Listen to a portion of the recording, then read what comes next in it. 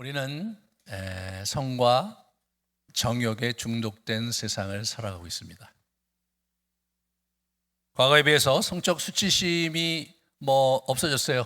노골적으로 이제 성적 매력을 자랑하고 또 그것을 중요한 가치로 여기고, 안전한 성관계에 대해서 얘기하면서 남에게 해가 되지 않는다면 당사자들이 합의하여 하는 결혼 성관계는 사실은 큰 문제가 되지 않는다라는 거짓 진리가 난무하고 있으며, 언제든지 손쉽게 음란물을 접할 수 있는 그런 시대를 살아가고 있습니다. 이런 시대적 상황 속에서 음으로 양으로 우리는 자연스럽게 이 성적인 문제에 대한 우리의 경계심이 늦춰지거나 타협점을 찾거나 그렇게 살아가고 있는 모습을 보게 됩니다. 그런데 이것이 그런 식으로 타협하고 놔둬서 될 문제가 아님을 성경은 얘기하고 있습니다.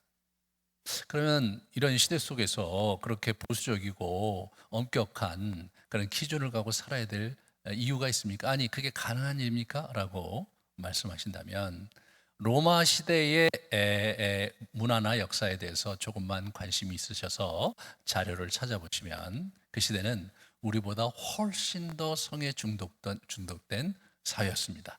목욕탕이 남녀 혼탕이었고요. 동성애가 이 군대에서 장려가 되기도 했고, 그리고 성노예들이 많았고, 그리고 이 숙박시설은 완전히 매음굴이 되어버렸습니다. 그래서 유대인들은 사실 여행하는 중에 일반 숙박시설을 너무나 지저분하고 너무나 이제 타락해서 있을 수가 없어서 회당을 그런 사람들을 위한 숙박시설로 사용해야 될 정도로 사실 심각했는데, 그들과 우리가 좀 다른 부분에서 더 착안해야 될 부분은, 학자들에 의하면 당시에는 성병이 없었다는 겁니다. 마음껏 즐기고 마음껏 누리고, 그리고 신전 제의에서 매음과 그런 어떤 신전 제의가 혼음이 아주 공평하게 이렇게 자행되는 그런 시대를 그들이 살고 있었습니다. 오늘 본문인 우리 데살로니가 그 지역도 로마의 아주 유명한 도시였기 때문에 별 다를 바 없이 그렇게 지내고 있었습니다. 그런 그들에게 그들이 상상할 수도 없는 기준과 높은 잣대를 가지고 그들에게 간음하지 말라고 주님께서 말씀하셨고, 사도 바울이 그렇게 얘기하고 있는 것입니다. 우리는 먼저 무엇을 생각해야 되냐면, 간음이라는 게 도대체 성경에서 간음이라는 것이 의미하는 바가 뭐고, 그 경계와 넓이와 깊이가 어느까지냐, 어디까지냐, 이 문제를 우리가 잘 봐야 돼요. 그렇지 않으면 우리가 지금 잘못하고 있는지도 모르는, 구체적으로 자기 배우자가 아닌 간 사람과 성관계를 가졌다, 누구나가 다 잘못이라고 생각할 텐데, 그 외에 자지잔 아주 사소한 것 같이 보이는 성적인 이슈들이 사실은 성경에 대해 어떻게 다루고 있는지를 같이 봐야 하고요. 그것에 근거해서 우리가 어떻게 그러면은 성경의 가르침에 적합하게 우리의 삶을 이렇게 재구성해야 될지를 같이 나누도록 하겠습니다. 먼저 구약에 보면 이 간음의 문제를 10계명 중에 2계명에서 정면으로 다루고 있는 것을 보게 됩니다. 우리 출애굽기 말씀을 같이 보겠습니다. 간음하지 말라 이렇게 나오죠. 그러면서 제 10계명이죠. 7계명인데 10계명에 내 이웃의 아내나 그 소유를 탐하지 말라고 하면서 이 탐내지 말라는 얘기를 하는 거예요. 다시 말해서 이미 구약부터 이것이, 이 간음의 문제가 구체적으로 우리가 육신으로 저지르는 행동을 넘어서서 마음의 탐심까지 있는 것이 문제인 것을 분명히 얘기를 해주고 있었습니다. 신약에 와서 좀 아까 읽었던 예수님의 마태복음 5장 27절 28절 말씀에 보면, 간음하지 말라 하였다는 것을 너희가 들었으나 나는 너희에게 이르노니 음욕을 품고 여자를 보는 자마다 마음에 이미 간음하였느니라 라고 말씀해 주심으로써, 실제로 간음이란 죄가 우리의 그 행동을 넘어서서 우리 마음의 영역에까지 미치는 그런 죄인 것을 우리에게 얘기를 해주고 있습니다.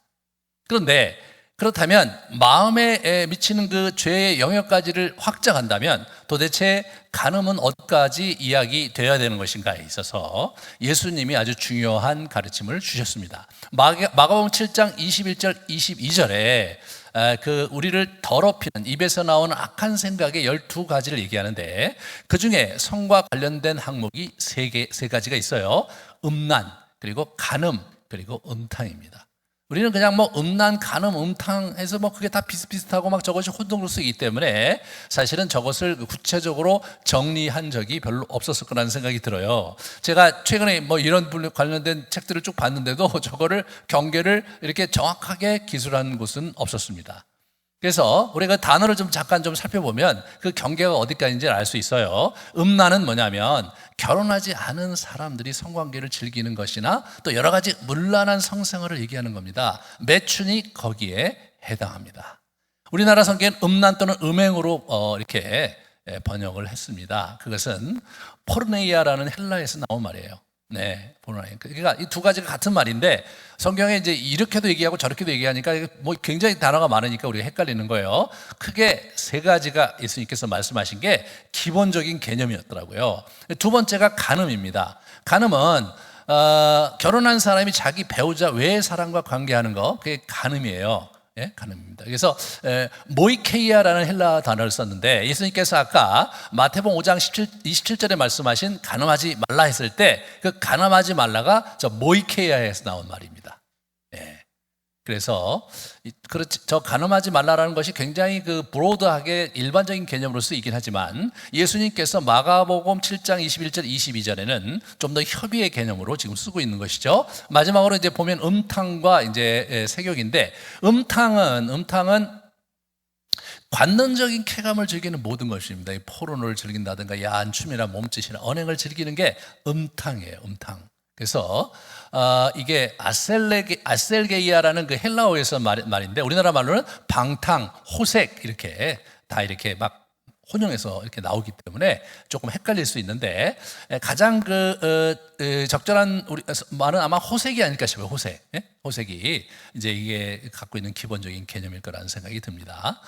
그 다음에 오늘 그 데살로니가 본문 4장 5절에 나오는 그 세욕이란 말은 사실은 정욕과 같은 말이에요. 그래서 에피두미아라는 그런 헬라어를 썼는데 아까 그 마태복음 5장 28절에 여인을 보고 음욕을 품는 자마다 음욕을 품는 자 할 때 에피두미아라는 말을 쓰셨어요. 저건 굉장히 좀 일반적인 표현이거든요. 그래서 육신의 정욕과 안목의 정욕할 때 그 정욕이 에피두미아라는 헬라어인데 그것이 성적 쾌락을 포함한 포괄적인 육적인 욕망을 얘기합니다.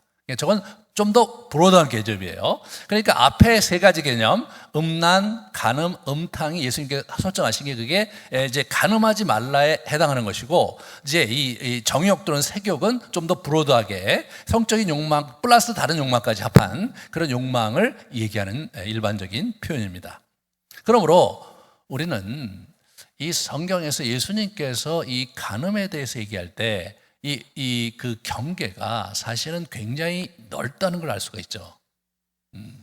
혼전에 결혼하기 전에 있는 관계도 문제고 여러 사람과 관계하는 것도 문제고 그러나 요즘은 우리가 결혼하기 전에 당사자 합의하에 진행되는 그런 관계는 그냥 뭐 또 용인되는 사회잖아요. 하지만 그렇지 않다는 거예요.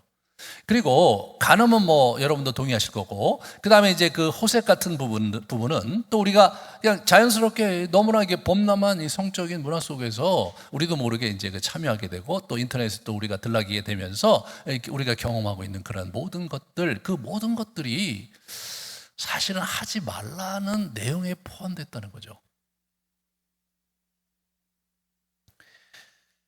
그러면 그런 부분에서 우리 고린도전서에 바울은 좀 더 확장을 해서 얘기를 해요. 자 보세요. 음행하는 자나 우상숭배하는 자나 간음하는 자나 탐색하는 자나 남색하는 이게 뭐 좀 더 많이 나왔죠. 그러니까 이제 탐색은 여장하는 남자 그 탐색. 그 다음에 남색은 뭡니까 동성연애를 얘기해 남자들 동성연애를. 그러니까 저게 이제 그 당시에 이제 그 탐색이나 남색은 음란에 해당하겠죠. 이제 그런 부분에서 이게 브로드하게 이렇게 하면서 저 당시에 사실은 저런 표현이 있다는 것을 보면 얼마나 심각하게 이제 고린도에 문제가 있었는지를 알 수가 있습니다. 그 다음에 보시면 매음도 안 되는 고린도서 6장에 또 보잖아요. 그 다음에 보면 매춤과 매음에 대해서 얘기하죠. 음란을 위하여 몸에 있지 않고 우리가 뭐냐면 너희가 창기와 같이 잘 자겠느냐, 그럼 우리도 그와 같이 되는 걸 알지 못하느냐, 네 몸이 네 거냐, 예수 그리스도와 연합했는데 어떻게 그럴 수 있느냐라는 말을 해주고 있습니다. 동시에 이것은 남자만의 이슈는 아니었어요. 성경도 여자들에 대해서 구체적으로 얘기합니다. 고린도서 7장에 보시면 내가 결혼하지 아니한 자들과 과부에 이른다. 만일 절제할 수 없거든 결혼해라. 정욕이 불같이 타는 것보다 결혼하는 것이 낫다. 그렇게 얘기함으로써 이게 이제 이 결혼의 합법적인 그러한 제도 안에서 성을 누리려고 해야지 이제 그걸 안 하면 곤란하다. 요새 이제 결혼이 자꾸 늦어져요. 자꾸 늦어지잖아요. 그런데 그럼에도 불구하고 자기가 성적인 문제에 긴장이 있는데도 불구하고 그렇게 결혼이 늦어지는 거. 저는 그래서 저 사람들은 저렇게 늦게까지 어떻게 성적인 그 어려움을 참고 저렇게 있는지 모르겠다 싶었는데 알고 보니까 다 뒤로 해결하는 방법이 있는 거예요. 여기서 우리는 생각을 해봐야 되는 거죠. 우리가 굳이 그렇게 남에게 피해 준다면 그건 문제고, 그리고 이제 배우자 이런 부분에 넘어가면 문제지만 그런 것이 아닌 좀 더 이렇게 마이너한 이슈와 좀 더 이렇게 좀 약한 이슈 그런 부분까지 그렇게까지 해야 될 이유가 우리에게 도대체 무엇이냐? 이게 이제 우리가 생각해 봐야 될 이슈인 거죠. 왜 성경은 그렇게 엄격하게, 아니 예수님은 그렇게 그러한 어떤 그 로마 사회의 편만한 성적인 자유분방한 그런 문화 속에 살고 있는 그리스도인들에게 왜 그런 가치를 요구하셨나? 그것은 우리의 존재의 본질과 이 성이 아주 본질적으로 연관이 되어 있기 때문입니다. 우리를 창조하실 때부터 우리는 성적인 존재로 창조하셨는데 그것이 하나님과 우리와의 연합의 모델을 얘기하는 거였다는 겁니다. 우리 창세기 1장 27절 말씀을 같이 보면 어떻게 되냐면 하나님이 자기 형상 곧 하나님의 형상대로 사람을 창조하실 때 남자와 여자를 창조하셨다. 그렇구나. 이렇게 생각하시면 안 돼요. 저게 이제 히브리어에서는요, 이게 병행법으로 쓰여져요. 병행법으로 두 문장이 저렇게 he created 이렇게 되면서 저게 어떻게 되냐면 저 영어로서 정말 죄송한데 우리나라 말은 저게 안 돼서 저렇게밖에 안 되는 거예요. 자, 히브리어 문장은 저 구성으로 되어 있거든요. 자, in the image of God, 하나님의 형상을 어떻게 돼요? 형상. 그 다음에 힘이 있죠. He created의 이쪽에 있고 이쪽에 있는 그 단어와 또 밑에 있는 그 문장에 이거 밑에 있는 그 위치에 있는 단어가 동의어예요. 동의어예요. 그래서 하나님의 형상이 어떻게 male and female, 남자와 여자가 하나님의 형상의 반영인 거예요. 아니 근데 남자와 여자가 도대체 하나님의 형상의 반영이 뭐냐? 그게 힘이고 됨이 힘인 거예요. 둘이 하나인 거예요. 그러면 하나님의 형상에 뭐가 있습니까? 삼위일체 되신 존재이시잖아요. 삼위일체의 존재되심의 관계성, 그 관계성의 비밀과 본질이 부부관계에서의 이게 둘이 연합하는데 이게 같이 유비가 된다는 거예요. 그렇기 때문에 성경이 이 문제를 굉장히 심각하게 보는 거예요. 지금 우리가 이 성 문제에 대해서 먼저 접근할 때 먼저 지적인 동의가 일어나야 돼요. 왜 도대체 우리가 그렇게까지 이 즐거움과 그리고 적당한 선에서 우리가 이 세상 한평생 사는데 그런 그 즐거움을 우리가 왜 그렇게 절제해야 되느냐에 대해서 아주 굉장히 중요한 이유가 우리가 설득이 되지 않으면 이 문제가 해결이 안 돼요. 그러면 그게 깨졌을 때 어떻게 일어난지에서 굉장히 그 중요한 시사점이 창세기 2장과 3장에 보면 나와요. 2장 마지막 절, 2장 25절 보시면 자, 이러므로 남자와 부모를 떠나 그 아내와 연합하여 둘이 한 몸이 됐다 이거예요. 한 몸이 됐는데 그 굉장히 중요한 표지가 뭐였냐면 두 사람이 벌거벗었으나 부끄러워하지 않았다는 거예요. 여러분, 한 몸이 됐다는 것이 단순히 둘이 성적으로 연합하고 경제적으로 사회적으로 하나가 됐다 이런 의미를 넘어서서 벌거벗었으나 부끄러워하지 않았다는 거예요. 아니 두 남녀가 서로 벌거벗었는데 뭐가 부끄러워? 이거 어떻게 된 거예요? 이게 무슨 얘기하는 거냐? 그것은 죄 짓고 나서의 모습에 드러나는 거예요. 10절 13장에 보면 하나님의 소리를 듣고 내가 벗었으므로 두려워하여 숨었나이다. 갑자기 벗은 걸 본 거예요. 내 동네 그냥 살다가 하나님이 그 이슈에 대해서 지적하십니다. 누가 너의 벗었음을 알렸느냐? 이게 문제인 거예요. 네? 둘이 수치를 느끼기 시작한 거예요. 자, 삼위일체의 존재의 신비에 굉장히 중요한 이 페리코레시스라는 그런 이론이 있어요. 그 삼위일체 이론에 나오는 건데, 이분이 이 세 분이 하나인데 서로가 완전히 모든 것을 상대에게 주고 상대의 모든 것이 내 안에 흘러 들어오는 거예요. 상호 침투, 상호 교류가 일어나는 거예요. 내 안에 없는 것은 내 안에 있는 것 중에 상대에게 없는 것이 하나도 없고, 상대에게 있는 것 중에 내 안에 없는 것이 하나도 없는 상태. 그렇게 그 상태가 그게 이제 페리코레시스라는 그 삼위일체 신학 굉장히 중요한 관계 이론이거든요. 그것이 부부 사이에 그렇게 되는 거예요. 완전히 자기 자신에 있는 모든 것을 상대에게 노출하고 보여주고 그리고 모든 것을 주는 거예요. 뿐만 아니라 상대의 모든 것을 내가 받고 그리고 그것을 보면서도 내가 용납하는 그 상태가 되면 어떻게 돼요? 다른 사람에게는 보여주면 수치가 되는 게 그 사람에게는 수치가 안 되고 자유로움과 용납의 관계로 들어가는 거예요. 그게 벌거벗었으나 수치를 느끼지 않았는데, 하나님의 언약을 어기면서 하나님의 삼위일체 존재의 신비와 연합의 관계에 들어가 있었던 아담과 하와가 그 관계가 깨지면서 둘이 수치를 느끼기 시작했어요. 서로를 완전히 받아주질 않게 되는 겁니다. 자, 여기서 우리는 이 깨어진 관계를 사실 회복시키고자 예수님이 이 땅에 오셨다는 사실을 기억해야 합니다. 우리 요한복음 17장에 보면 그게 나와요. 요한복음 17장에 이분이 돌아가시 전날 밤에 마지막으로 드린 그 기도문에 아버지요, 아버지께서 내 안에 내가 아버지에 있는 것 같이 그들도 다 하나가 되어 우리 안에 있게 해달라. 창세기 2장, 3장 앞부분에 그 타락하기 전에 있었던 그 신비, 삼위인체 존재의 신비에 아담과 하와가 그대로 그 안에 누리면서 있었던 그 투명한 사랑의 연합의 관계, 그거를 회복하기 원하신 거예요. 이는 나를 사랑하신 사랑이 그들 안에 있고 나도 그들 안에 있게 하려 함이니이다. 이게 예수님께서 제자들에게 주신 기도문이었어요. 우리는 그저 예수님께서 이 땅에 오셔서 우리 죄를 위해서 십자가에 못 박혀 돌아가심으로써 우리가 정말 의인이 되었고, 그렇게 함으로써 심판을 면하게 되었고, 그렇게 함으로써 우리가 하늘나라에 가게 됐다, 그리고 이 땅에서 좀 도움을 받게 됐다, 뭐 이 정도 레벨에서 신앙을 생각하니까 이게 사실은 그냥 깊이 못 들어가는 거예요. 우리의 존재와 본질이 근본적으로 삼위일체 존재의 연합의 신비로 초대된, 그리고 그걸 누리고 살라는 하나님의 명령과 의도가 있다는 생각을, 이게 예수님의 그 심장부에 있었던, 그래서 사도 요한이 AD 90년대에 예수 그리스도에 대한 복음서를 다시 쓰면서 마지막 날 있었던 얘기를 5장이나 기록을 했단 말이죠. 21장 중에 5장을 그 12시간도 채 안 되는 시간에 할애한 저희가 뭐냐, 의도가. 그게 예수님께서 돌아가시 전날 밤에 그들에게 남긴 유언이잖아요. 고언이잖아요. 가장 중요한 거죠, 거기가.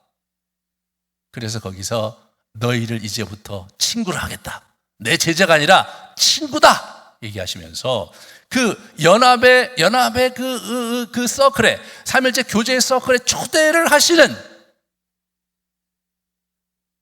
이것이 기독교의 그 진수죠, 진수예요. 예.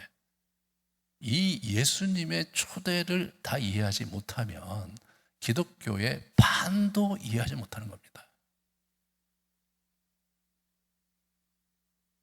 그러므로 우리는 완전히 다른 존재가 된 거예요. 여러분, 우리 고린도전서 6장 15절에서 20절에 같이 보시면 너가 어떻게 창녀와 연합하냐, 말이 안 되지 않냐, 주와 합한 자는 한 영이다. 너희 몸은 너희가 하나님께로부터 받은 바 너희 가운데 계신 성령의 전인 줄 왜 모르느냐. 너희는 너 자신 것이 아니라 값으로 산 것이 됐으니까 너희 몸으로 하나님의 영광을 돌려야 된다.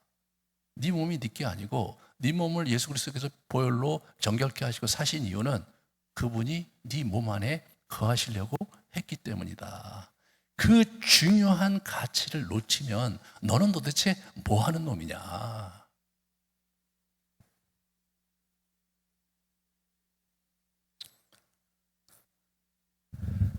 마지막으로 이 거룩에 대해서 거룩에 대해서 여러분 이 거룩이 참 중요한 가치인 거예요. 오늘 본문에서 우리는 이 거룩에 대해서 굉장히 중요한 포인트를 붙잡아야 됩니다. 데살로니가서 4장 2절, 3절과 7절, 8절 같이 보시면 너희의 하나님의 뜻이 뭐예요? 거룩한 거예요. 우리의 거룩함이에요. 그 거룩함이 어떻게 이루어지느냐? 너희의 거룩함이라 곧 음란을 버리고 각각 거룩함과 존귀함으로 자기 아내를 대할 줄 알고. 거룩은요, 아내를 음란으로 대하는 게 아니라 온전한 사랑으로 대할 때 그게 거룩해지는 거예요. 여러분, 거룩하라고 말씀하셨는데 어떻게 거룩을 이루어야 되느냐? 이 성적인 문제에 대해서 분명한 가이드라인을 갖고 그것을 지켜감으로써 우리가 거룩하게 되는 거예요. 거룩하게 되는 게 뭡니까? 구별된다는 것을 의미합니다. 거룩하게 되면 어떻게 됩니까? 그분과 교제가 투명하게 된다는 것을 의미하고 그분의 사랑 안에 거하는 축복을 누리게 된다는 것을 의미하는 거예요. 우리를 부르신 부름은 부정하게 하심이 아니요 거룩하게 하심이니 그러므로 저버리는 자는 사람을 저버림이 아니요 너희에게 그의 성령을 주신 하나님을 저버리는 것이다. 그러므로 여러분, 성적인 문제에 대한 이슈는 보통 문제가 아닌 거예요. 탐식의 문제는요, 사실 이 성적인 문제에 비하면 그것은 마이너한 이야기에 불과한 거예요. 그 이야기가 발전이 돼서 어디까지 가냐면 우리 부부관계에 대한 얘기를 우리가 할 때 이 문제가 같이 나오거든요. 우리 5장, 에베소서 5장에 있는 부부관계에 대한 얘기를 하면서 사도 바울이 아내 사랑하기를 그리스도께서 교회 사랑하고 그 교회를 위하여 자신을 주신 같이 하라, 이런 얘기를 하는 거예요. 부부관계를 물로 씻어 말씀으로 깨끗하게 하셔서 거룩하게 하시고, 이렇게 나오죠. 거룩하고 흠이 없게 하려 하심이라. 이와 같이 남편들도 자기 아내 사랑하기를 자기 자신과 같이 하라. 이 부부 사랑은 사실은 거룩을 위한 것이 목표여야 된다는 거예요. 이거를 놓치니까 부부관계가 어려워지는 거예요. 부부관계는 정서적인 연합, 부부관계는 육체적인 연합, 부부관계는 사회적인 경제적인 연합을 넘어서서 그리스도 안에서 어떻게 됩니까? 거룩을 이루는 관계가 되는 거예요. 거룩을 이룬다는 것은 무엇입니까? 부부가 하나님의 성삼위 하나님의 존재의 신비로 들어가는 길을 만들어가고 그 안을 누리는 거예요. 그래야 부부가 거룩해지는 거예요. 거기서부터 나오는 부어주신 은혜와 사랑을 가지고 부부관계가 이게 성장하는 거란 거예요. 우리 둘이 아무리 하고 해도 안 되는 거예요. 어려운 거예요.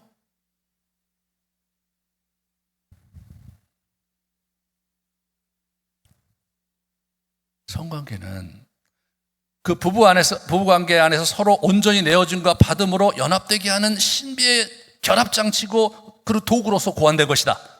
그 안에서 자녀가 태어나고 또 하나로 연합되는 사랑을 이루어가는 그런 것이 궁극적인 그 목표인 거예요. 사랑의 도를 이루어가는 일에 있어서 이게 성관계가 어떻게 되냐면 아주 긍정적인 기여를 하도록 주님께서 고안한 장치인데, 그것을 왜곡시키면 그냥 단순히 내가 좀 죄를 졌다, 내가 밥을 좀 많이 먹어서 문제가 돼, 이런 이슈가 아니라 우리의 본질과 우리의 존재와 우리의 미래에 결정적인 타격을 주는 그러한 이슈라는 것을 성경은 강조하기 때문에 이 문제에 대해서 전혀 타협을 안 해요, 성경은요.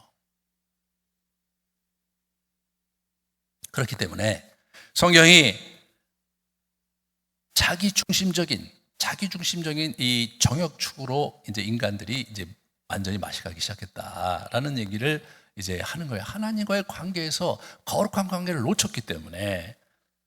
우리 창세기 3장 12절 13절로 다시 돌아가겠습니다. 야 아담아, 너 어떻게 먹지 말라는 걸 먹었냐? 그러니까 아담이 뭐라고 그럽니까? 하나님이 주셔서 나와 함께 있게 하신 여자가 그가 그 나무 열매를 내게 줬다. 그 여자가 어떤 여자입니까? 하나님께서 주신 여자, 그 여자가 문제다, 이렇게 얘기하는 거예요. 하나님 죄송합니다.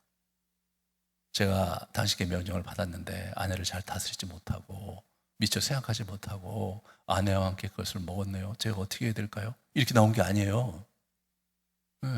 저 여자가 문제인데 저 여자 당신이 보는 거 아닙니까? 그렇게 얘기하는 거예요. 맞짱을 뜨는 거예요, 지금. 인간의 자기 중심성이 여기서 나오는 겁니다. 그래서 자기가 만족이 안 되고 자기가 제대로 온전하게 되지 못하면 아내도 팍 내버릴 수 있는 그런 존재로 여러분과 제가 무너져 내린 거예요. 그렇게 함으로써 어떻게 됐습니까? 로마서 1장 24절 27절에 사도 바울이 문제를 이렇게 얘기합니다. 그들을 마음의 정욕대로 더러움에 내버려 두셨어요. 그러니까 어떤 일이 벌어집니까? 이 때문에 하나님께서 그들을 부끄러운 욕심에 내버려 두었으니 곧 그들의 여자들로 순리대로 쓸 것을 바꾸어 영리로 쓰며, 여자를 순리로 쓴다는 게 뭐예요? 자기 배우자를 순리로 쓴다는 것은 그 하나님과의 관계의 거룩함을 이루어내며 그의 존재의 신비를 구해내면서 온전한 사랑으로 서로를 받아주고 서로를 섬기면서, 그러면서 이렇게 사랑의 깊은 관계로 나아가는 거, 그게 순리인데, 그게 아니라 자기 정욕의 대상으로 생각하고 자기의 필요를 채워줄 대상으로 생각하면서 수단화하는 거, 그게 순리대로 쓰지 않는 거죠. 그리고 어떻게 돼요? 창녀를 데려오고 자기 욕구 충족을 대상으로. 네, 심지어는 지금 소아성애자가 있는 거예요. 소아성애자가. 그거 어떻게 그런 일이 있는지 모르겠어요. 그와 같이 남자들도 순리로 쓰기를 버리고 서로를 향해서 음욕을 불불 타고 서로 이게 동성연애를 하는 거, 그 다 문제 아니냐. 그게 왜 그렇게 됐느냐?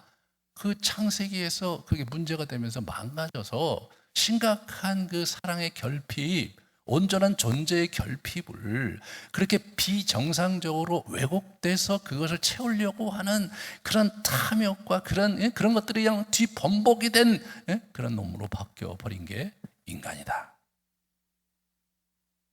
그런 얘기를 하고 있는 거죠. 이게 본질입니다, 여러분. 이렇게 심각한 이슈더라고요. 그렇게 함으로써 우리가 어떻게 된 겁니까? 음란과 간음과 음탕의 그런 삶을 살게 된 결과는 아주 참담한 것이죠. 잠언 2장 3절부터 6절에 보면 음녀에 대한 얘기가 나와요. 음녀의 입술은 꿀을 떨어뜨리며 그의 입은 기름보다 미끄러우나 나중은 쑥같이 쓰고 두 날 가진 칼같이 날카로우며 그의 발은 사지로 내려가며 죽으러 가는 거예요. 그의 걸음은 수월을 음부로 가는 거예요. 그런 삶의 생명의 평탄한 길을 찾지 못하고 망해간다. 우리는 성경에 그렇게 망가진 사람들을 많이 보죠. 삼손, 정말 하나님의 특별한 은총을 태어난 사람인데 술집 여자하고 놀아나다가 인생을 완전히 망가뜨린, 마지막에 한 판으로 어떻게 좀 회복해 보려고 했지만 그의 인생은 비참하기 짝이 없었습니다. 다윗은 밧세바라는 여자로 인해서 그가 벌린 그 간음의 이슈로 인해서 큰 환난을 당했고, 그가 죽을 때까지 그 대가를 치렀어요. 물론 하나님의 은혜를 붙잡았지만 그가 치러야 될 대가를 치를 수밖에 없었던 겁니다. 그 중에 하나가 자기와 똑같은 놈 암논이라는 아들이 자기의 배다른 누이 다말을 강간하죠.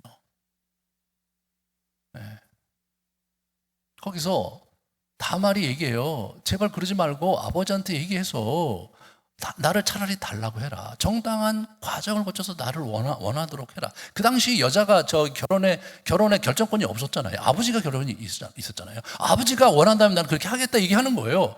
근데 어떻게 그냥 해버리고, 그러고는 아무런 돌봄도 없이 그냥 버리는 거예요. 이게 뭐예요? 정욕의 수단으로 자기의 그 성적인 욕구의 대상으로 삼은 거잖아요. 그걸 해결을 못해 아버지가.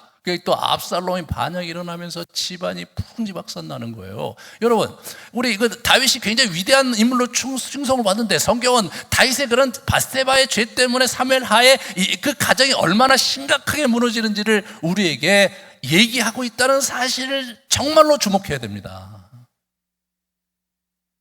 간음은 가공할 만한 파괴력을 갖고 있는 거죠.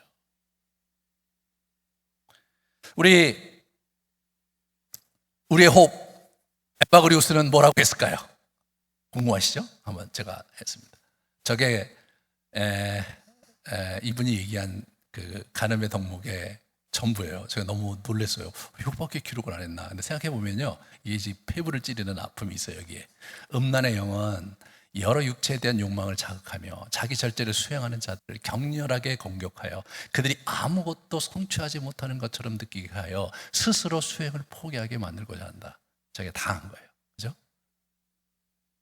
음란의 마귀는 영혼을 더럽히기 위해 다음과 같은 행위로 영혼이 기울어지게 한다. 영혼은 마치 어떤 것이 그 자리에 실제로 있어 보이는 것처럼 어떤 말을 하게 되고 듣게 된다. 이게 뭐 이거를 공격하기 위해서 악한 영이 엄청나게 우리를 흔들어 놓는다는 거예요. 이게 이분의 경험이고 이분의 고백인데, 저것 때문에 넘어졌으니까 좀 치열한, 그죠? 치열한 이론을 좀 전개해 줬으면 좋겠는데 저게 다야. 제가 곰곰이 생각해서 왜 이 사람이 저것밖에 기록 안 했지? 그래서 안티레티코스, 반박 그 기도 그 책 있잖아요. 그걸 쭉 보니까 이분이 거기서부터 쭉 그 반박 기도를 써놨는데 굉장히 충격받았던 게 뭐냐면, 그 시편을 가지고 그 반박하러 계속 나오는 거예요. 근데 시편에 있는 다윗이요, 그 자기의 그 전쟁 중에 원수를 향한 그 치열한 공방과 전투 속에서 쓴 그러한 그 투쟁적인 시 있잖아요. 그게 거기 다 들어와 있어요. 다 들어와 있어요. 이분은요, 다윗처럼 전장의 복판에서 물리적인 전쟁을 치른 적은 한 번도 없지만, 이분은 자기 영원한 복판에서 다윗이 전투했던 그 투지와 그 영성을 가지고 자신의 간음과 싸워야 됨을 뒤늦게 깨달은 거예요, 이분이요. 그만큼 이 이슈는 심각한 겁니다. 에베소 4장에 보면 이 타락의 이제 그 엔진이 어떻게 보면 타락의 엔진이 바로 이 간음의 이슈고요. 이 성적인 문제가 감각 없는 자되고 막 우리를 완전히 이제 우리 무너뜨린 거죠. 이 기독교 문명에서 그 가장 수치스럽게 생각하는 게 간음의 문제잖아요. 그러면서 데살로니가전서 오늘 4장 5절 6절에 보면 보세요. 4장 5절 6절에 보시면 이방인과 같이 세욕을 따르지 말고 이 일에 분수를 넘어 형제를 해하지 마라. 이방인처럼 세욕을 따르지 마라. 데살로니가 교인들한테 한 말이에요. 이 일에 분수를 넘어서지 마라. 그래서 해가 되지 않냐. 실제로 우리가 이 분수를 넘어서 룰을 넘어서 이 성적인 욕구를 추구하다 보면 큰 해를 입죠. 주변에 많은 사람들이 해를 입어요. 심지어는 자기 인생이 송두리째 무너지잖아요. 가족이 진짜 심각한 해를 입죠. 그리고 이제 우리가 사회적 저명 인사들은 그걸로 인해서 심각하게 그 무너지는 걸 보잖아요. 참 무서운 거죠. 무서운 겁니다. 그런데 그런 무너짐보다 더 심각한 건 무슨 뭐냐면 하나님의 나라에 문제가 있는 거예요. 그죠? 고린도전서 6장 보세요. 6장에 보면 하나님의 나라를 유업으로 받지 못한다는 거예요. 그죠? 저기 보면 많이 나오잖아요. 음행, 간음, 탐색, 남색 4가지, 12가지 중에 4가지가 4분의 1이 저것 때문에 하나님 나라 유업을 못 받는 거예요. 개털되는 거예요. 여러분, 이게 생각을 해보세요. 여러분, 이게 이제 이 패러다임이 뭐냐면 출애굽을 했어요. 왜 했느냐? 가나안에 가서 살려고 한 거예요. 가나안에는 자기 땅도 있고 자기 가족과 함께 정말 멋진 삶을 살 수 있는 곳이에요. 근데 이 광야를 가면서 연단을 받는데 여기서 이게 해결이 안 된 거예요. 고생한 거예요, 거기서. 네. 광야에서 살면서 맛있는 거 먹으려고 애쓰고 쾌락을 치려고 애쓰고 그렇게 막 울퉁불퉁하다가 그 하나님의 순종하지 못해서 실격이 돼서 거기서 죽었어요. 광야에서 먹어봐야 얼마나 먹었고 광야에서 즐겨봐야 뭘 얼마나 즐겼겠어요. 예, 비참하게 정말 죽어가는 거죠. 비참한 인생이 되는 거예요. 우리는 뭐 대단한 사람들이 아니기 때문에, 우리는 뭐 사회적인 명망이 있는 사람도 아니고 뭐 영향력이 없는 사람이기 때문에 뭐 내가 그런 죄를 지어서 뭐 들어가게 난다고 해도 내 주변에 몇 사람이 알고 그냥 그걸 끝나겠지. 그럼 그럴 수 있죠. 그죠? 또 더군다나 또 우리에서 숨은 그런 그 죄가 드러나지 않았기 때문에 그래도 또 이렇게 보면서 적당히 살아갈 수 있지 않나 뭐 이렇게 생각하고 있을지 모르지만, 여러분, 그런 표면적으로 들어간 이슈는 사실은 마이너한 이슈고 더 심각한 이슈가 뭐냐? 하나님 나라에서 아무것도 아닌 놈이 된다는 거예요. 개털 인생이 된다는 거예요. 그냥 소리 소문 없이 개털이 되는 거예요. 그냥 이렇게 광야에서 이것저것 하다가 그냥 인생의 쓴맛 다 보고 아픔과 고난을 다 겪고 말이에요. 그렇게 살다가 그냥 가서 죽는 거예요. 그냥.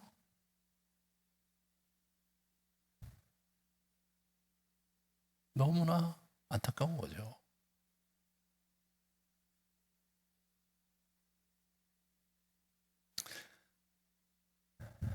그러므로 이 문제를 잘 우리가 헤쳐가야 되겠다.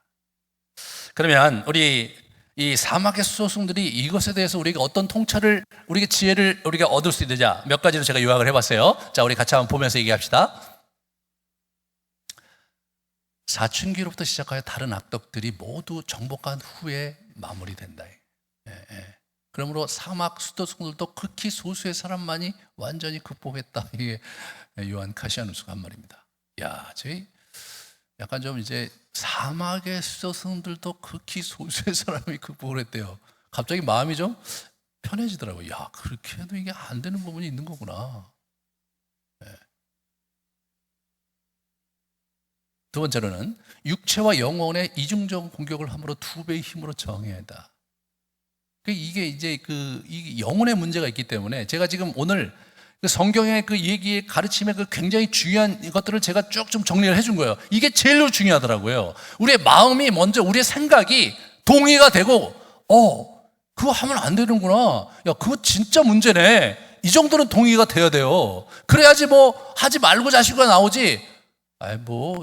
내가 뭐 그렇게 심각하게 뭐 다른 사람 피해도 주지 않은 건데, 남들 다 그렇게 살고 한 세상 사는데 뭐 그렇게 살면 되지. 이런 생각을 갖고, 우리가 이렇게 적당히 살다 보면 이게 뭐 그냥 그렇게 이렇게 사는 거예요. 우리가 이게 아니라는 거예요. 이게 두 영역에서 공격이 들어와서 심각한 문제가 생긴다는 겁니다. 이 에바그리우스와 어거스틴이 두 사람이, 여러분 그 사람 얘기를 한번 들어봐야 돼. 둘 다 실패했던 사람이니까 그 뒤걸 보여주세요. 에바그리우스 젊어서 진짜 잘 나가다가 후반부에 실패해갖고 망가진 인생. 간음의 악덕은 탐식보다 악랄하고 파렴치하며 훨씬 더 집요하고 강한 악덕이다. 당하고 나서 내린 결론이에요. 어거스틴은 젊어서 허랑방탕한 삶을 살았어요. 실제로 어떤 여기가 결혼도 안 했는데 이제 아들도 있었어요, 이 사람이. 나중에 이 사람이 예수 믿고 완전히 이제 변화된 그런 사람으로 살죠. 그 사람이 이제 하는 거예요. 인간은 즐거움이 없이는 살 수 없다. 그러므로 인간은 진정한 영적 즐거움을 빼앗겼을 때 성적 쾌락에 중독될 수밖에 없다. 그걸 이 사람이 한 거예요.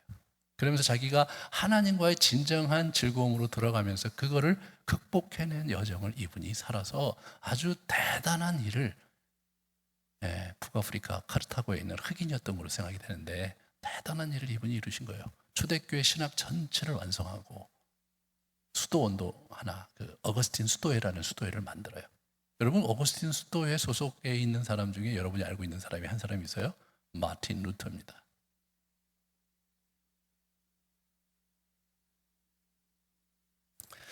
세 번째로, 보세요. 세 번째로, 보여주세요. 음란을 교정하는 교정책은 주로 마음을 온전히 하는 데 달려있다. 거룩함을 추구하는 그게 중요한 거예요. 이게 제가 여기다 시간을 쓰고 있는 이유가 저거예요. 지금 이게 우리의 마음을 다스릴 수 있는 말씀의 원리와 원칙과 이유가 분명하고 선명한 게 그게 더 중요한 거예요. 거기서 그게 타협이 되면 행동은 시간 문제인 거예요. 시간 문제. 이 머리에서 이 문제가 적당한 정도 선을 지키면 되지 않겠느냐는 그러한 아니라는 생각이 있으면, 기회가 있으면 우리는 언제든지 넘어질 수 있는 준비를 하고 있는 거예요. 네 번째로, 음란 극복은 금욕과 독고가 효과가 있다. 금욕과 독고가 효과가 있다. 혼자서 지내는 시간도 많고. 어떤 책에 보니까 혼자 그 밥 먹는 습관을 기르라는 얘기가 있더라고요. 혼자서 혼밥하라고. 우리나라 문화 속에서 혼밥하면 그거는 굉장히 슬픈 일이잖아요. 근데 요새 혼밥하기 좋은 문화 속에 살고 있어요, 우리가. 이 기회에 혼밥하시면서, 혼밥하면 밥도 덜 먹게 되잖아요. 조금 먹으면서. 탐식은 간음과 연결되어 흘러가며 간음은 탐욕의 방향으로 흘러간다. 그러니까 여러분, 탐식이 간음으로 쪽으로 가잖아요. 그러면 이게 이제 망가져가는 거예요. 탐식이 그냥 나의 욕구 충족, 그 정도 먹고 싶은 욕구 충족이 아니라 이제 탐식을 가지고 막 술 많이 먹고 이제 엄한 짓 하거나, 또 뭐예요? 우리가 이제 정욕제를 또 먹으려고 뭐 그런 어떤 스테미나 음식을 먹으려고 여기 쫓아다니고 이렇게 가기 시작하면 어떻게 됩니까? 이제 서서히 병 들어가기 시작하는 거예요. 거기에서 문제가 생기는 거예요. 그래서 간음으로 가잖아요. 이게 심각해지는 거예요. 그 다음에 간음은 어떻게 돼요? 탐욕의 방향으로 흘러간다는 거예요, 자연스럽게. 그러니까 이게 단순히 성적인 쾌락을 즐기는 걸 넘어서서 돈이 더 필요하고 권력도 필요하고 그러잖아요. 그러니까 어떻게 됩니까? 성상납도 하고 말이에요. 예. 사람들 데려다가 이 친구들 뭐 비즈니스 한다고 뭐 어린아이들 그 유괴하고 여자들 유괴해서 팔아버리고 말이에요. 인신매매하고. 그 성적인 대상을 완전히 수단화하는 거예요. 자기의 인생의 목적을 성취하기 위해서 그런 식으로 변질되기 시작하면 굉장히 심각한 건데, 오늘날 한국 사회가 지금 여러분 N번방 사건이 그게 뭡니까 여러분? 예? 이게 저기 화성 연쇄살인 사건 그 녀석 그런 일을 벌인 거예요. 예. 그런 일을 벌인 거예요. 이해가 안 돼. 이게 어디까지 온 겁니까 지금? 갈 때까지 가는 거예요. 결국은 죽일 수밖에 없는 거예요. 소돔과 고모라를 하나님께서 왜 멸하셨느냐? 죽일 수밖에 없는 거예요. 해결이 안 되는 거예요, 해결이. 여러분, 가나안 6부족을 하나님께서 진멸하라고 그래요. 진멸한다는 건 뭐예요? 호흡 있는 건 다 죽이는 거예요. 애나 어른 할 거 다 죽여버려. 근데 그 이유가 레위기 18장과 20장에 나오는데 성적인 타락이 메인 이슈예요. 그래서 그 이모하고 관계하고 근친 상간부터 시작해서 짐승과 관계하고 동성애하고 이런 혼음하고 그룹 섹스하고 이런 심각한 문제가 있었던 거예요. 그냥 다 없애버려라. 인간성이 완전히 망가지는 겁니다.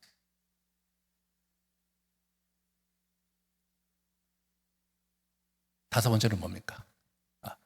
인간의 노력만으로는 음란의 공격을 극복할 수가 없다. 여러분, 사막의 수탈 중에서 극히 일부만이 그걸 극복했대요. 그런 걸로 봐서는 이게 인간의 노력으로 될 일이 아닌 게 너무나 분명한 거죠. 그러므로 하나님의 은혜가 그 어떤 영역보다도 많이 필요한 분야가 이 분야라는 거예요. 이 사막의 수사들에게 이 간음 퇴치 지혜를 3가지로 한번 요약을 해봤는데, 한번 같이 보시면, 절제하는 삶을 생활하여 거룩을 일구어 간다. 이게 절제하면서 거룩을 추구하는 이런 삶이 이렇게 라이프 스타일로 쭉 갖는 것이 굉장히 안전하다. 그죠?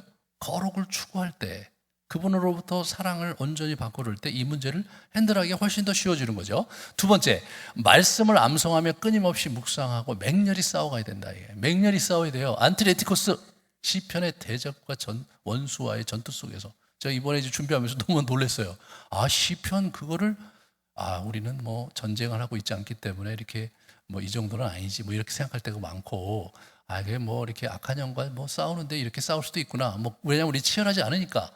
그런데 그게 아니고, 이게 여러분, 간음의 문제를 싸울 때 그 죽기 살기로 싸웠던 다윗의 그 전투 태세로 싸워야 된다는 거예요. 참 이게 참 깊은 감명이 있었습니다.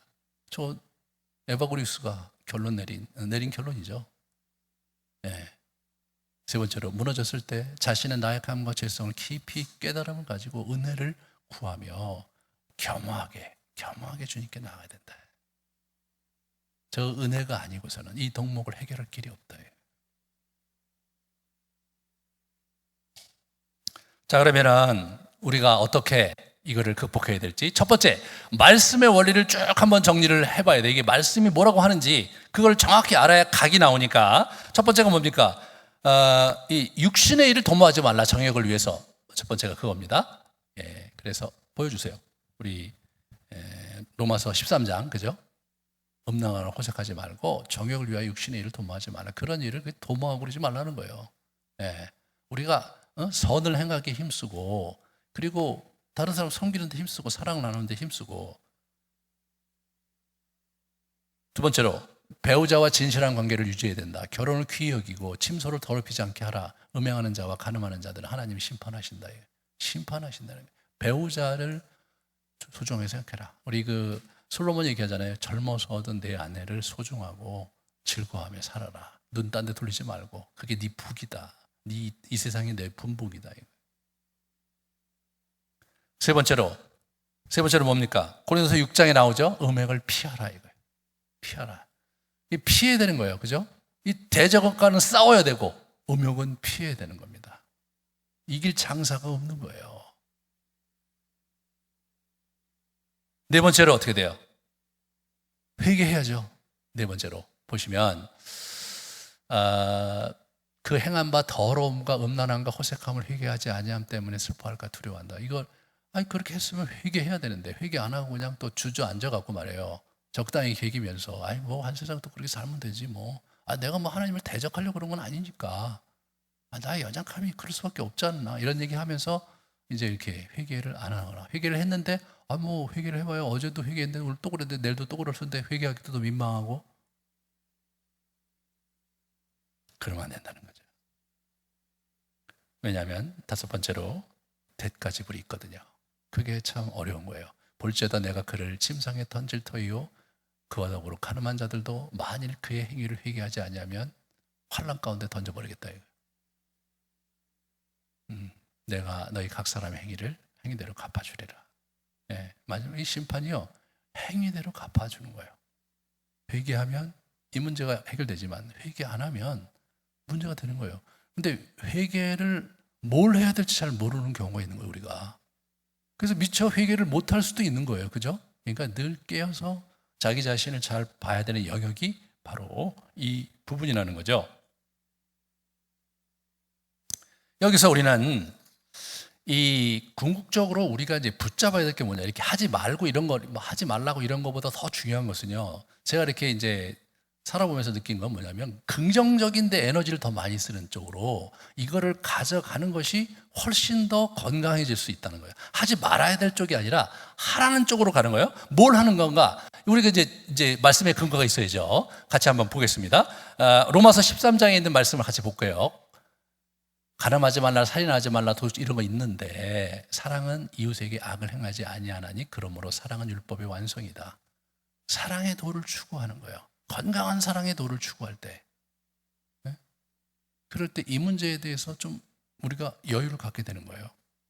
내가 건강한 사랑을 추구한다면 엄한 데 눈 돌리지 않을 것이고, 내가 건강한 사랑을 추구한다면 우리가 매춘이라든가 이런 일들을 하면서 이상한 짓을 안 할 거 아니에요. 뭐가 진정한 사랑인가를 잘 생각해 보고 그거를 채우려고 하는 그러한 건강한 열정이 있을 때 이런 부분을 우리가 처리하기가 쉬워지는 거죠.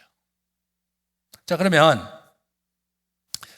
정욕과 사랑의 차이를 우리가 정욕을 어떻게 제어하고 그러면 진정한 사랑을 추구하는 거예요. 그걸 한번 도표로 같이 보면서 하나하나씩 클로즈업 해주실래요? 첫 번째, 상대와의 언약에 신실하다. 사랑은.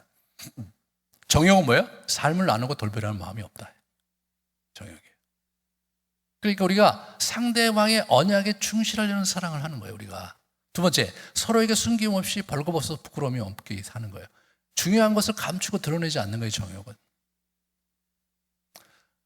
인격적인 교감으로 따뜻해져. 인격적으로 교감하면서 따뜻한 관계를 계속 유지해. 근데 이쪽은 정욕은 뭐예요? 외롭고 고독해. 그걸 추구하면 추구할수록 외롭고 고독해.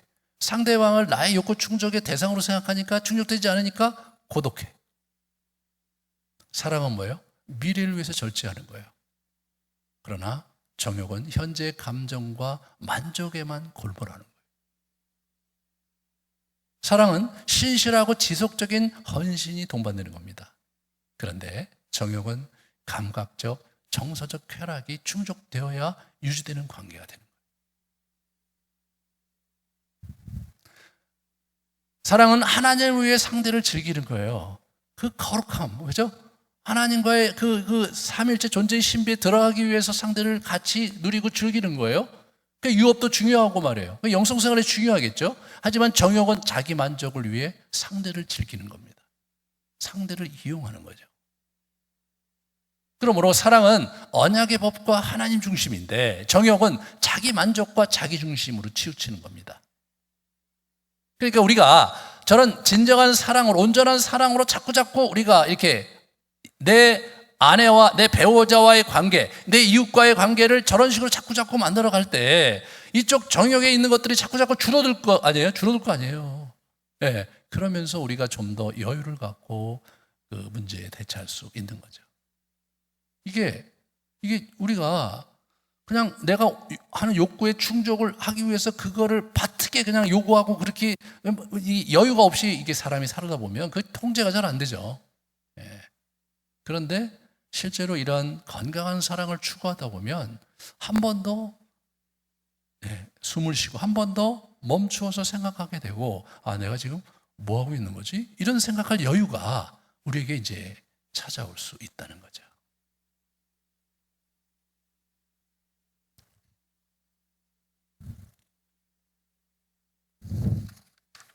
오늘날 우리가 이제 이런 것을 이게 행하는 데 있어서 구체적으로 뭘 하지 말라 이런 얘기를 이제 우리가 이제 이렇게 할 수는 있지만, 그게 우리의 삶의 현장에서 이게 욕구가 이렇게 올라오고 충동적으로 올라올 때, 자극이 될 때 굉장히 어렵잖아요. 이 통제하기 너무 어려운 거예요. 많이 무너지는 거죠. 그래서 첫 번째는 뭐냐면 우리가 해야 될 게 이게 이 건강한 인격 도약을 해야 돼요. 한번 보세요. 그 굉장히 중요한 원리예요. 먼저 생각이라는 씨앗을 뿌리면 행동이 나온 거예요. 그러니까 생각부터 바꿔야 돼요. 생각부터.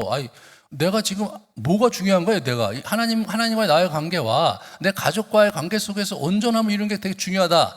그리고 뭐 이거 해도 되고 안 해도 되고 그런 게 아니라, 안 하면 완전히 망한다. 그런 생각, 그러니까 거기에 맞는 행동이 나오겠죠. 그러면 행동을 우리가 계속 그렇게 하다 보면 습관이 자리 잡게 되고, 습관이라는 씨앗이 뿌려지면 성격과 성품이 형성이 되고, 그러한 성격과 성품이 어떻게 돼요?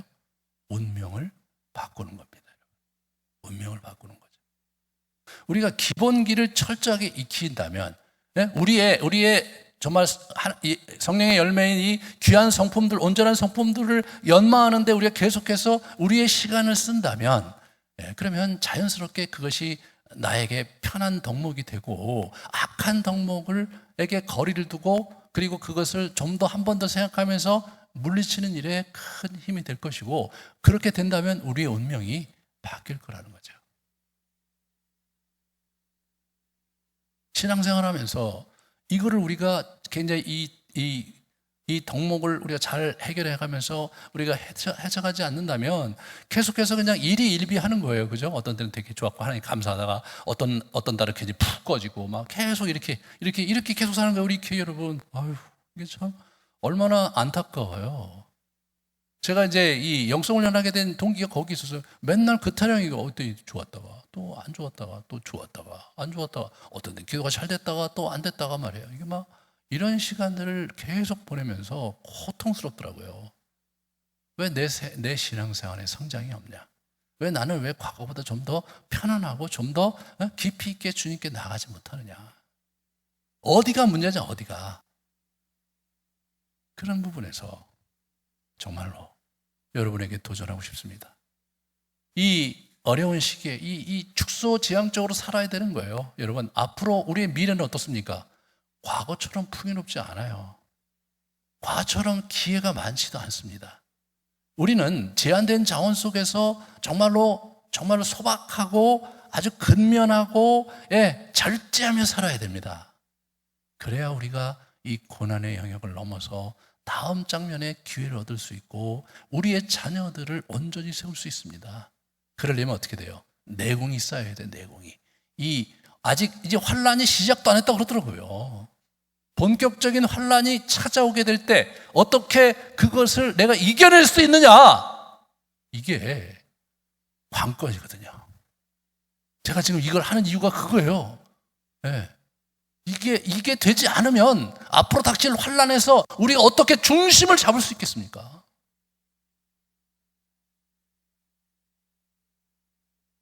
여기서 한 가지 기억해야 될 것은 하나님 아버지의 마음입니다.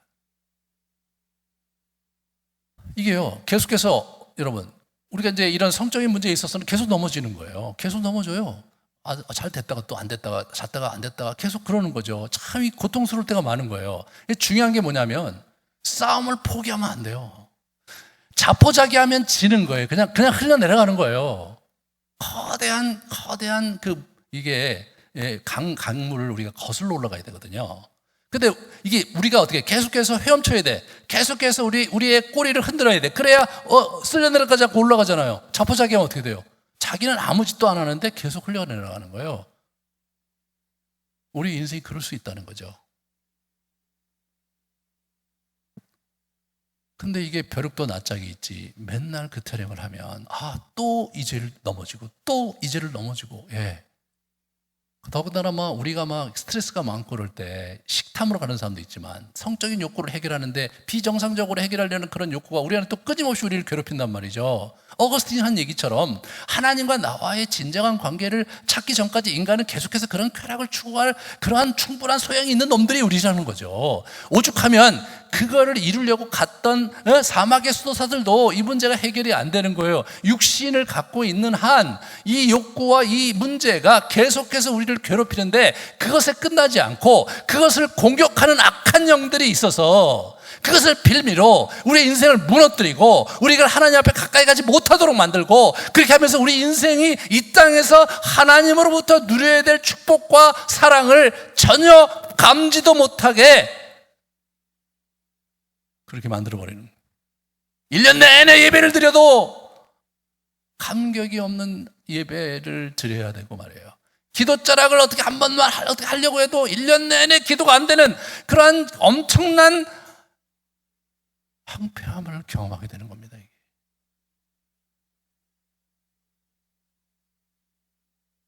그런데 늘 그렇게 하잖아요. 은혜를 구하잖아요. 그것도 한두 번도 아니잖아요. 저도 어느 날 이거 하루 이틀도 아니고 이제 이 사막의 수상들 이게 공부를 제가 하면서 이 사람들은 안 되는 거였구나. 그러니까 내가 안 되는 건 너무나 자연스러운 거지. 그런데 그렇다고 해서 자포자기하면 어떻게 해라는 거예요? 그의 은혜 가운데 나가야 한다. 어느 날 제가 어느 책을 읽다가 깊은 깨달음을 얻게 됩니다. 사랑하는 아들이 있는데 아버지가 그를 보는데 이 친구가 무슨 문제가 있어. 계속 얘가 비실비실하고 자기 방에서 나오지도 않고 무슨 일 있냐? 아니래요 아버지. 무슨 일이 있는데 아버지가 알고 싶은데 얘기를 안 해. 너 아무래도 너 얼굴빛이 그런데 너 저기 좀 아빠가 좀 알았으면 좋겠는데. 아니에요. 제가 알아서 할게요. 계속 그런다고 해봅시다. 아버지가 어떻겠어요? 아버지가 굉장히 힘든 거예요. 그런데 그 아버지한테 아들이 와갖고 아빠는 사실 말을 못했는데 그동안 이런 일을 겪는데 내가 어떻게 해결해야 될지 모르겠다고. 아빠 좀 도와달라고. 그럼 왜 아빠가 어떻게 되겠어요? 자기의 있는 힘을 다해서 그 아들을 도와주겠죠. 막 도와줘. 근데 이 아들이 계속해서 동일한 문제 때문에 넘어지고 동일한 문제를 계속 실수하고 동일하게 그렇게 해요. 그럼 어떻게 돼요? 복창이 터지겠죠. 아버지는 힘들어. 근데 여러분, 아버지는 그 아들을 절대로 포기할 수가 없는 거죠. 절대로 포기할 수가 없는 거예요. 육신의 아버지도 그러한데 우리의 하늘에 계신 우리의 아버지의 마음이 어떻겠습니까, 여러분? 우리 아버지가 우리가 넘어질 거 모릅니까? 인간이 타락해갖고 네 육체가 그 모양이고 말이에요. 너는 넘어질 수밖에 없는 그런 소양을 갖고 있는 놈이잖아요. 어떤 때 잘하면 너 네가 어떻게 그런 일을 하지? 라고 기뻐해 주시는 분이 이분이시란 말이에요. 그런데 이분이 우리가 그런 문제로 씨름하고 있다는 것을 우리가 그분께 구할 때마다 늘 기쁘게 우리를 맞이해 주시고 그러함에도 불구하고 아들로서의 지위와 아들로서의 복된 길을 꾸준히 챙겨주시는 분이 우리 하나님 여호와이십니다. 여러분과 제가 이 여호와 하나님을 아버지로 모시고 살고 있습니다. 절대로 여러분의 생이 다한 날까지 이 정욕과의 싸움과 씨름을 멈추지 말아 주십시오.